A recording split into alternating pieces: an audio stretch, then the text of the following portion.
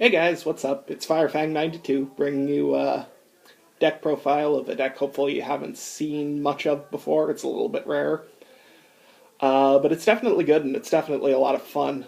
Uh, Unfortunately, I don't have anyone working the camera today, so it's just going to be me talking at you, so enjoy. Anyway, the deck is Nubatama, ninjas.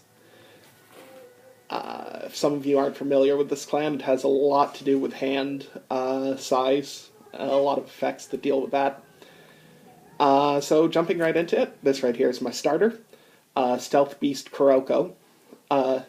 His effect is, other than the Forerunner, when he boosts an attack that hits, you can Soul Blast 1 to choose up to 2 cards from your opponent's damage zone and put them into the not damage zone, sorry, bind zone. Yeah, that's an effect you're going to hear here that you won't hear many other places. 2 cards from your opponent's bind zone and put them into the drop zone.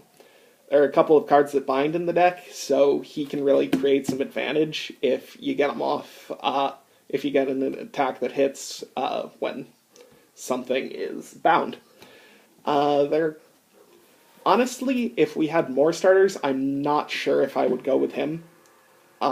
Because there are some moments where I would rather have different cards boosting the Vanguard. We'll talk about that in a minute. But unfortunately, he's basically our only starter, unless you want to use the, when it boosts the limit break, slip it into the soul draw card, which is meh. But yeah, he's good, gets advantage, so definitely solid reasons to be playing him, even if we do get starters that have different skills in the future. There's the starter. Moving right into triggers. Stealth Fiend Zashiki Hime. I'm a butcher a few of these names, to be honest. They're all pretty Japanese. And unfortunately, I don't speak any Japanese. Anyway, she's your heal trigger, playing 4, obvious staple.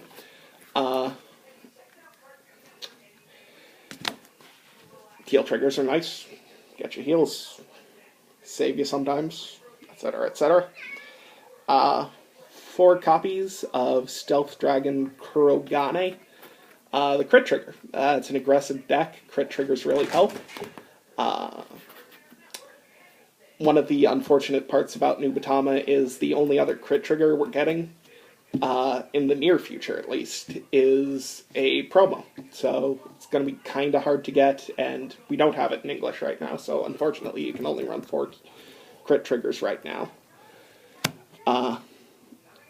But yeah, crit triggers, nothing to say. Anyway, like I was sort of hinting at, you have to play Trigger Rainbow with Nubatama right now. Get out of the way. Sorry, that was my cat. Say hi, Marby.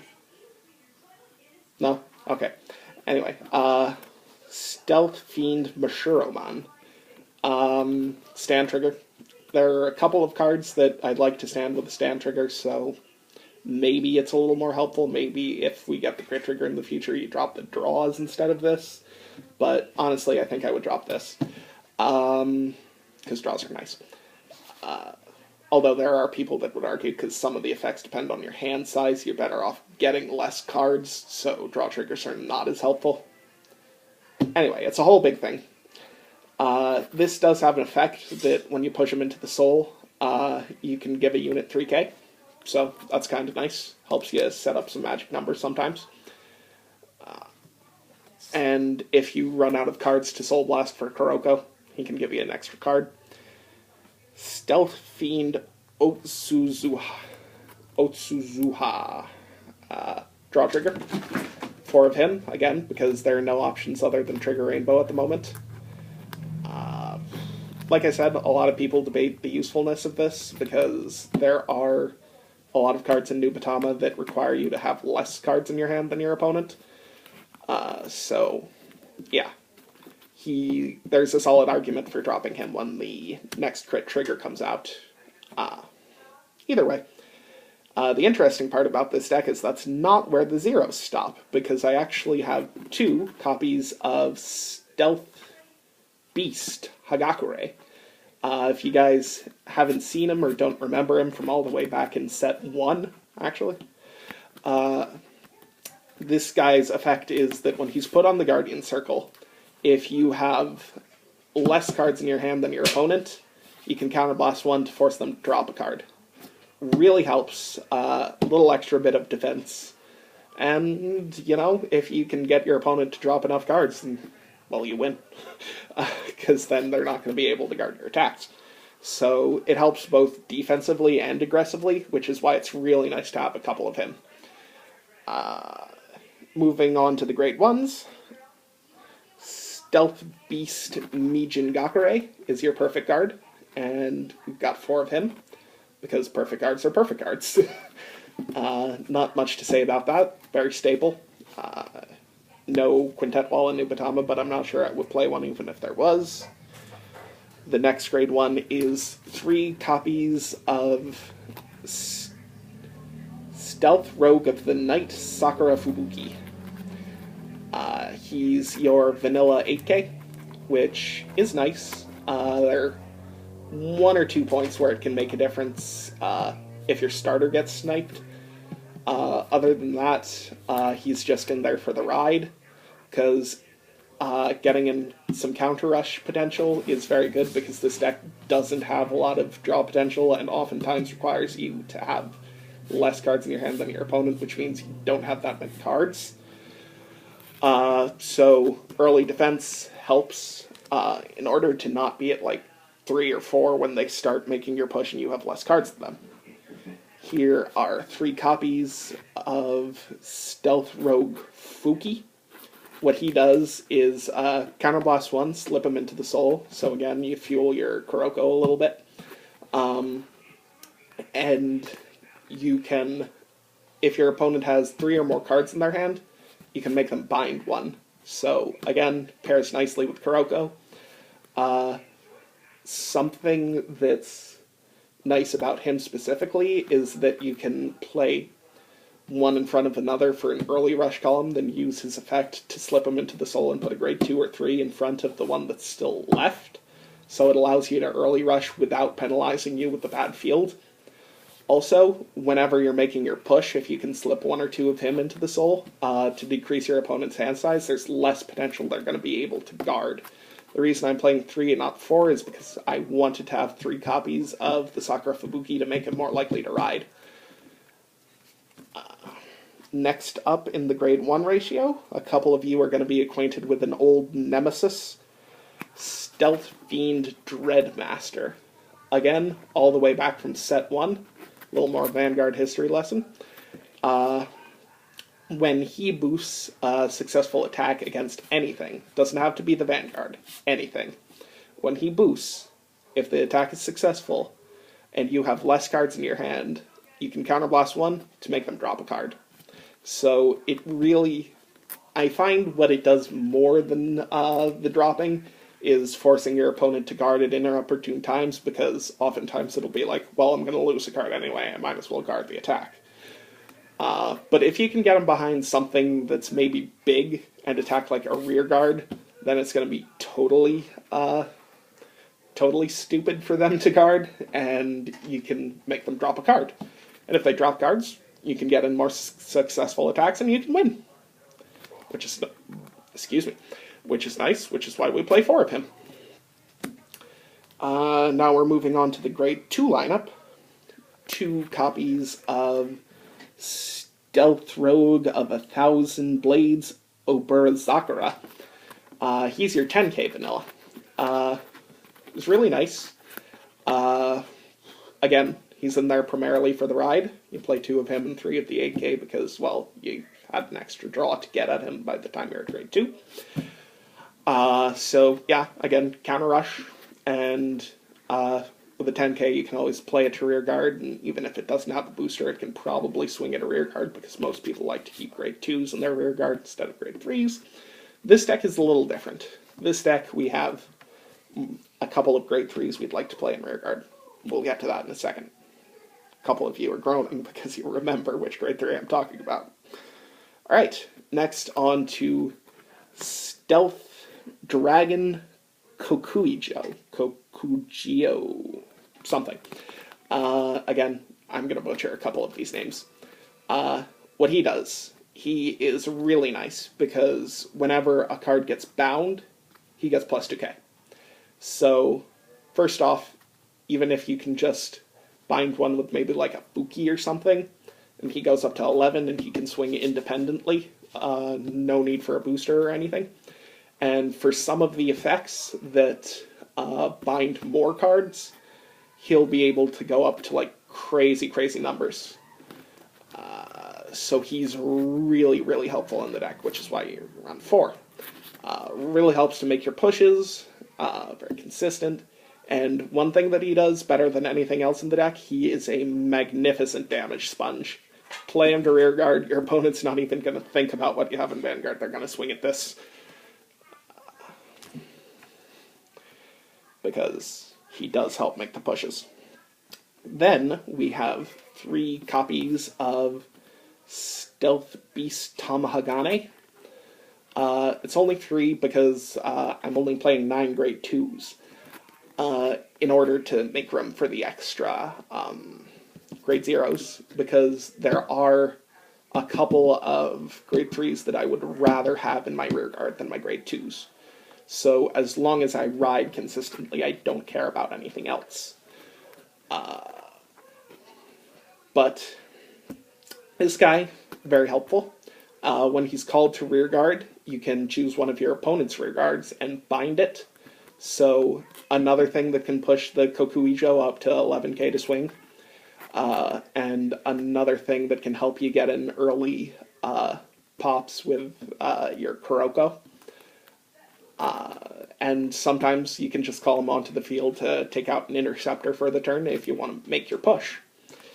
This deck has a lot of cards that are about picking the right moment to make the push. And then if you make the push, you win. Anyway, moving on to grade 3s. Got 2 copies of Shura Stealth Dragon Kuchikiri Kongo. He is the Break Ride from set 13, triple rare. Only triple rare in the clan. Why? Well, I don't know. Give us more cards, Bushi! Anyway, so what he does is limit break 4 when a Nubatama rides on top of him, obviously. They get 10k. And then your opponent picks a card from their hand to bind and a card from their hand to discard. So their hand goes down 2 cards immediately. So once you break ride on top of him, it becomes very hard for your opponent to guard. And that's another 2k for your Kakujo, which is nice. And obviously the 10k also helps with your Vanguard pushing. The plus 2k potential doesn't really matter, because, well, first off, Kuroko is going to be, again, behind your Vanguard. The only situation in which that changes is like Kagero, maybe Dark Irregulars or something like that. But he doesn't get sniped a lot, so he's going to be boosting your Vanguard, and 16 is the same as 18 unless you're facing a lot of cross rides. But if your Kuroko does get sniped, it means you can put an 8k behind him and swing for 21. Anyway, the plus 2k condition is if your opponent has 3 or less cards in hand, so it's not that likely to go off anyway. Which is why I spent 2 minutes talking about it. Okay, on to the primary boss card. 3 copies of Shura Stealth Dragon Yozakura Kongo. Let you get a closer look at him. He's really cool. He's the Fighter Collection boss. Counterblast 1 at limit break 4. Discard 2 cards, and your opponent binds 2 cards until the end of the turn. A couple of you are being... Oh, and he also gets 10k when you do that. A couple of you out there are like, is that so useful? I mean, if they get the cards back and you don't get the cards back, didn't you just go -2? Well, the whole point is making your opponent have like almost no cards in the hand so they can't guard your attacks to hopefully do 3 to 4 damage in one turn. So that is how you make your push. You bring their hand down to hopefully 2, because he can only activate the ability if your opponent has 4 or more cards in hand. So hopefully you get your opponent's hand down to 2. And then they'll be able to guard like a max of 1 attack.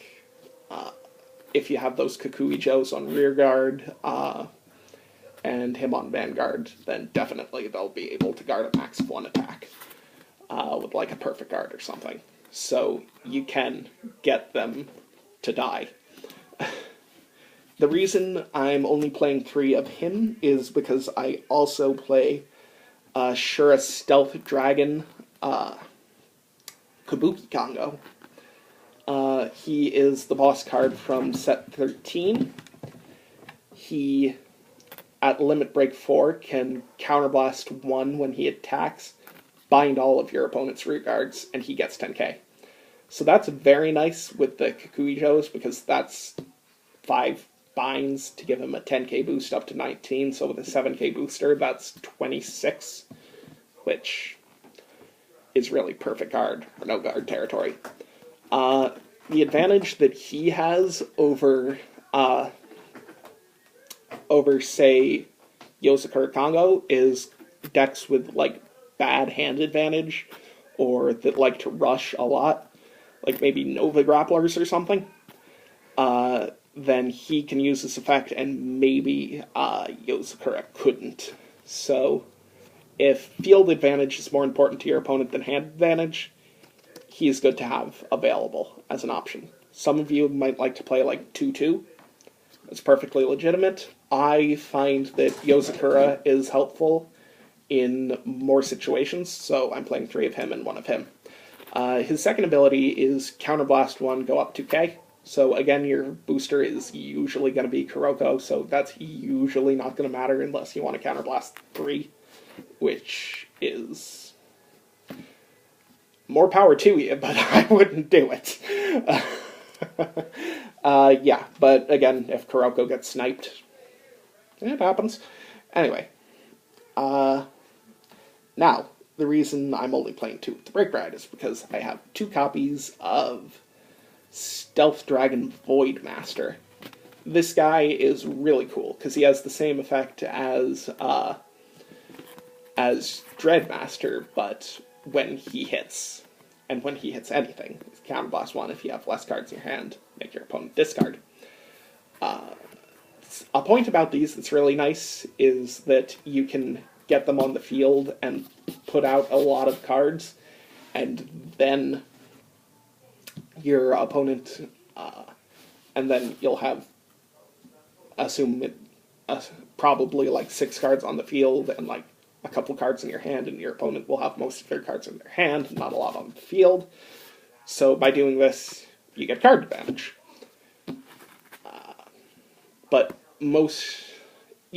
So that's the ideal situation for him. Sometimes you'll just have to use him to dig yourself out of a hole a little bit if they have more cards than you, just straight up.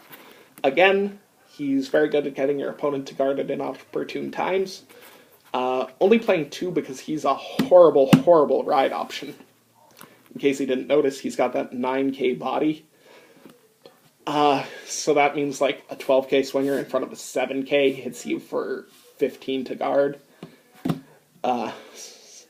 Or an 11k, which, like any grade 3, in front of an 8k. So yeah, you don't want that on your Vanguard Circle. On your Vanguard Circle, he can get plus 3k when, if you have more cards in your hand than your opponent, which is also not ideal for him.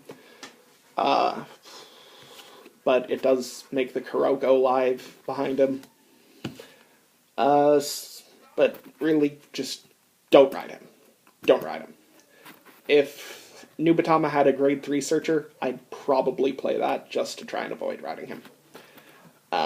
Maybe kick my grade 3s down to like 7 so that I could play 10 grade 2s, which would be probably more helpful for the ride consistency.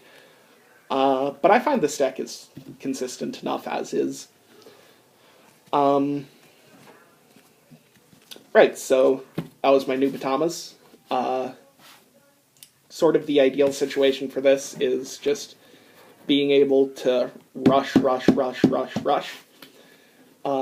and then with a lot of the card in hand effects, you can sort of drain your opponent's hand off and make hitting them and pushing them easier. So it tends to have a lot of fast games. The long game is not so good for it because you don't have a lot of draw power or anything like that. And your only real defensive card is the perfect guard. So yeah, you want to try and get it done quickly, which is another reason a few players prefer the 8 crit for stand. So once that happens, 8 crit for stand will be completely legitimate. I don't know, I like draws. Anyway, so that was my Nubatama deck. Hope you enjoyed. Consider playing it. It's a lot of fun. And see you guys next time.